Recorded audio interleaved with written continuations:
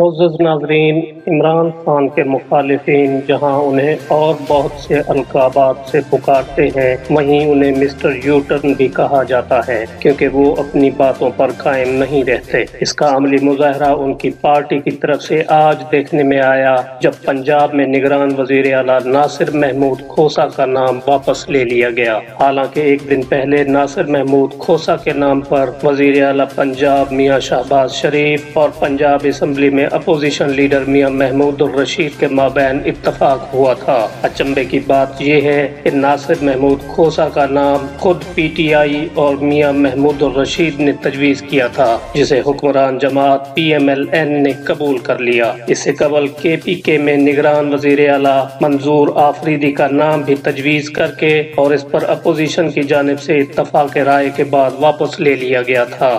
دوستو، اس طرح کے فیصلے پی ٹی آئی اور عمران خان کے لیے نقصان دہ ثابت ہو سکتے ہیں، اور ان کے مخالفین یہ کہنے میں حق بجانب ہیں کہ ملکی معاملات کے فیصلے کوئی بچوں کا کھیل نہیں ہے کہ جب چاہا فیصلے کو تبدیل کر لیا۔ ملکی معاملات میں سیاسی بلوغت کا مظاہرہ کرتے ہوئے ثابت قدمی دکھائی جاتی ہے۔ مخالفین یہ کہنے میں بھی حق بجانب ہیں کہ کل کو اگر عمران خان کو اقتدار مل جاتا ہے تو وہ کسی ملک کے ساتھ معاہدہ کر کے دوسرے دن اس کے خلاف کوئی بھی قدم اٹھا سکتے ہیں۔ یاد رہے کہ ناصر محمود کھوسہ سپریم کورٹ کے جسٹس آصف سعید کھوسہ کے بھائی ہیں، جو پاناما کیس کی سماعت کرنے والے بینچ کے سربراہ تھے۔ ناصر محمود کھوسہ پنجاب اور بلوچستان کے چیف سیکرٹری بھی رہ چکے ہیں۔ اس کے علاوہ وہ مختلف اضلاع میں ڈپٹی کمشنر کے عہدے پر بھی فائز رہ چکے ہیں۔ ناصر محمود کھوسہ کے ایک اور بھائی طارق محمود کھوسہ ایف آئی اے کے ڈی جی بھی رہ چکے ہیں۔